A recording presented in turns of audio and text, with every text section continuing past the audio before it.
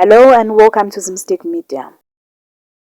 In some news which has left Zimbabweans delightful, Mr. Elias Chikwava, also known as Teacher Chikwava or Pazengeza, a science teacher turned entrepreneur from Zimbabwe, has managed to secure more than $5,000 United States in donations.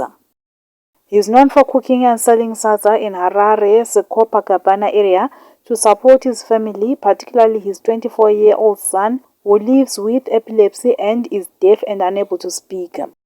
Chikwava's story gained attention after a video of him cooking salsa went viral, highlighting the struggles of Zimbabweans in the informal economy.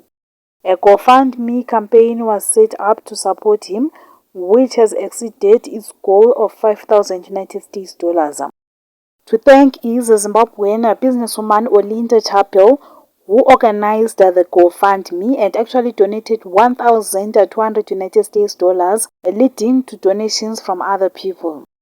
For more stories, please do like and subscribe.